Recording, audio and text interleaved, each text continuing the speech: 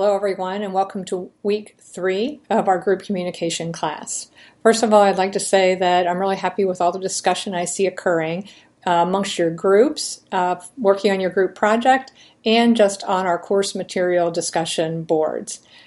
I think that one of the reasons why your discussion is so much more lively this time is because we are looking at real life situations, and I'm going to try to continue to give you examples of real life situations in which small groups have had a great impact on another group of people. And if you didn't watch the 60 Minutes video last week and you chose to do the other question, you might want to go back and look at that video because you can see from the discussion online that it was really inspiring for those of us who did watch that video.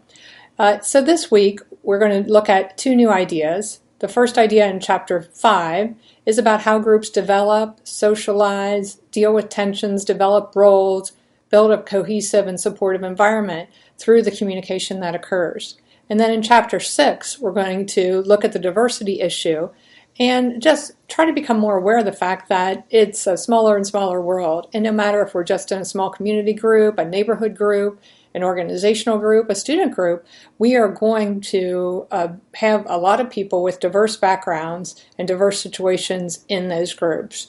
And we just want to become more aware of that and have kind of a learning and respectful approach to everyone in those groups. And this chapter just emphasizes those things. And sometimes we just don't notice the diversity around us, or we don't notice that it needs to be acknowledged and dealt with in a certain way. So I think in the material we're going to look at this week, we'll see some of that. For instance, in your discussion question for this week, I'm having you look at a situation that's close to home. That's the healthcare situation in Appalachia.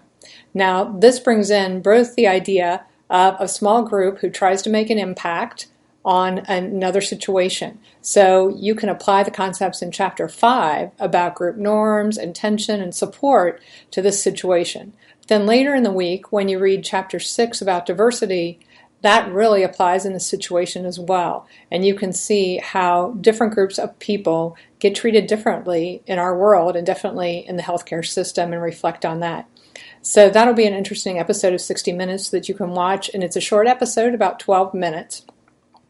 So I'm trying to also react to some comments that were made in the last course in which you said that maybe watching a whole movie is a little bit too much in a week. So I'm trying to find some shorter episodes on Frontline and 60 Minutes that you can look at and use for our discussions. Now, your midterm is this week too. Hard to believe, I know we'll be halfway through the course by the end. So it's time for your midterm. That will be an individual assignment, not a group assignment. For this assignment, I'm having you watch a short episode on Frontline. It's about a half hour long, and this is about a group of high school students who get involved in a project and find themselves being able to kind of be more than they ever thought they could be. So it's a good example of a situation that builds in kind of all of the concepts that we've looked at so far: systems theory, intercultural things, group norms, just what a group is, listening skills. All of those things are present in this video. And I've given you a choice of a couple questions that you could answer on the midterm as you watch this video. All right, we'll get to work. And again, thanks for all the good work that you're putting up there so far, and I'll see you next week.